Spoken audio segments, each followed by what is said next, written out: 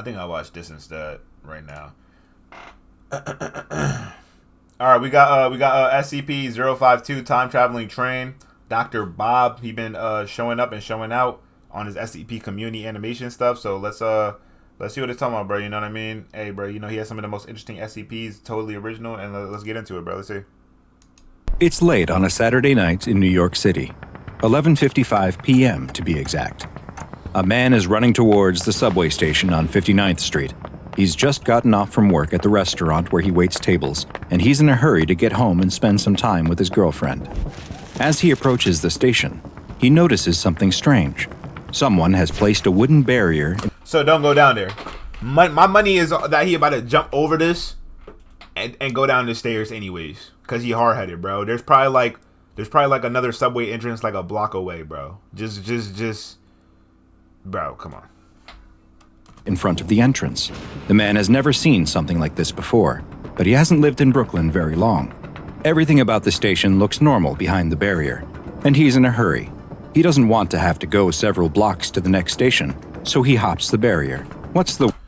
Bro, you can literally go down another block and go down 60th Street subway, bro. Niggas is extra. Worst that could happen. As the man walks onto the train platform, he starts to second-guess his decision. The platform is empty. And come to think of it, he hasn't seen anyone in the station at all. Maybe he did make a mistake. Maybe the station really is closed for repairs. He turns around to leave, but just as he does, he hears a train. Good. Everything is normal. He checks his watch. 11:57 p.m. Now, you know dang well at 11:57, almost midnight, people still in the subway. People are still in the subway. It might not be a lot, but people still in the subway. I can understand if it's like 3 a.m., then maybe you kind of question it a little bit, like, you know what I'm saying? It's probably normal. There's nobody here. You know what I mean? That's how it be, you know what I mean? 3 in the morning, there's probably nobody in the subway. Bro, it's midnight, bro. People is still in the subway, bro. Stop it, bro. Let's not act like people not in the subway no more. p.m. on the dot. The train comes to a stop, and its doors slide open. It looks a little older than the trains he used. Bro, what type of train is going to slide up extra smooth, crisp, nobody getting out, and the door just open, nobody waiting for the train, bro? The last train at midnight, bro, people was getting on that train, bro. Ain't nobody trying to be out past midnight. Ain't nobody trying to be out, bro. Come on, bro. There's going to be people coming out, bro. There's going to be people coming out. There's so many things wrong with this, bro. There is so many things wrong with this, bro. So many red flags. Why is body so long, bro? He don't got no leg. No hip. He's just straight body, bro. His torso long as shit. Usually rides. And his head kind of deformed too. That shit like a deformed, like a potato with a dent in it. But it appears to be in perfect shape, and it's going the direction of his home. So he steps on board. Just like the station and the platform, there's no one else on the train. Bro, right there, right then and there, I'm conductor. Yo, conductor, who riding this train, bro? If ain't nobody, bro, there should be a person working the train, like the little person, the attendants or whatever. They'd be like checking up on people, and the conductor, like. Strange, but he's ridden nearly empty trains before, especially late at night. There's a keyword. I know I keep pausing, but I gotta break this down for y'all because niggas not paying attention. Keyword: nearly empty, not empty. Those are two distinctly different things. Nearly empty and empty, bro. Though usually at this time on a Saturday, there's at least a few people on board. Just then, he hears something in the station. He turns to see someone running down the platform crying out. "Stop! Stop!" the man in the Mass Transit Authority vest cries, dropping what looks to be his dinner on the platform as he runs. While the MTA worker is still several feet away, the doors snap shut and the train begins to move. The MTA worker cries out again to stop, but he knows there's no point. He watches as the train heads down the tracks and disappears into the darkness. Yo, listen. The moment I see a nigga running talking about some stop, in my head I'm thinking maybe he wants to get on the train. But if nobody's on the train and somebody's telling you to stop and he's wearing a vest, nigga, I'm in one of these. What are you talking about, bro? I'm jumping out the train, though. What are you talking about? I'm bro, you gonna have to take me. No, sir. We only 2 minutes in, bro. This is about to be some bullshit, bro. With a sigh, he takes out a walkie-talkie and it squawks to life. "We've lost another one," he says. "Hi." We lost another one, bro. Nigga, this is the intro. The story ain't even start yet. All right, Bob, what you got for us, bro? Look at that badass deuce sign, bro. Your fingers, that shit ugly, bro. You holding this shit like these, bro. You don't know how to loosen up your deuce, bro? I'm Dr. Bob, and this is SCP-052, also known as the Time-Traveling Train. SCP-052 appears to be a standard-looking Type R4 New York City subway train. Official city records state that the train was built in 1932 and decommissioned for scrap in 1975. Despite the fact that it should no longer exist, SCP-052 continues to appear on the Uptown AD track at the 59th Street and 8th Avenue station at exactly 11:57 p.m. every Saturday night. What are the odds? What are the odds this nigga hit the subway at 11:57 p.m. on a Saturday? That's like 1 in a billion, bro. Like, the alignments in the stars, bro. The train appears to be in perfect condition, just the same as when it was built over 80 years ago, and it is marked as an A train. Each Saturday, the train arrives at exactly the same time, opens its doors to accept or discharge passengers for precisely 5 minutes, then closes its doors and disappears until the next week. Where did the train come from? And where does it go in between the weekly appearances? These are questions the SCP Foundation is trying to answer. But perhaps the most frightening aspect of SCP-052 is that once you get on the train, there's no guarantee of ever getting off. Sadly, the majority of subjects that have been observed boarding SCP-052 have not been heard from again.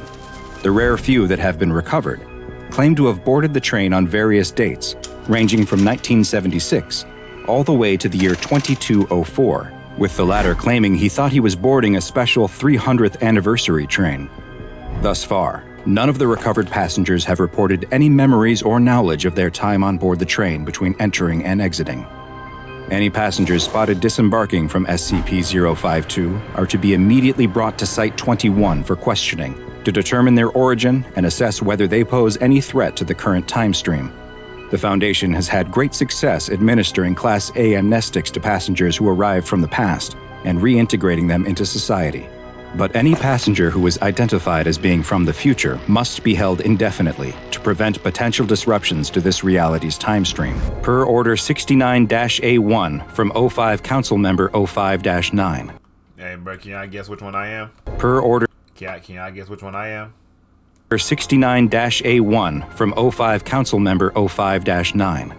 There are currently 26 recovered passengers being held at Site 21 who fit this description, and there are not yet any procedures in place that would allow for their safe release into modern society, nor has there been any workable theories for how to return Is that Dr. Bob? Nah, I'm tripping. It's not Dr. Bob. them to their original home time. Despite the protocols in place to prevent public access, some passengers from the present have still managed to accidentally board SCP-052, and subjects from other times continue to appear. Following interviews, it's been discovered that some of these subjects arrived from alternate timelines and realities. This raises the question of whether it is possible for SCP-052 to appear in other times and places, which may require the containment of additional locations, and reports of any suspicious activity involving unscheduled trains are being monitored and investigated around the world. Following its initial discovery, several tests were attempted in order to better understand the anomalous train and what may be happening when it is no longer visible. The first test took place on May 31st, 2009. An agent was told to simply board the train. They did as requested and have yet to be recovered as of the present date. A second test took place a week later on June 6th. This agent too was never recovered, though reports indicate that he may have returned to our timeline in 1980, at which point he was killed in a confrontation that has since been classified. A third test was conducted the next week on June 13th. Once again, the agent was told to board the train and did so. This time, though, the agent returned. Just 2 weeks later, on June 27th, the agent stepped back off the train, with his hands appearing to have been surgically removed. A note had been placed in his pocket that had the simple message, "Send no more," written on it. The agent claims not to remember any of his experience.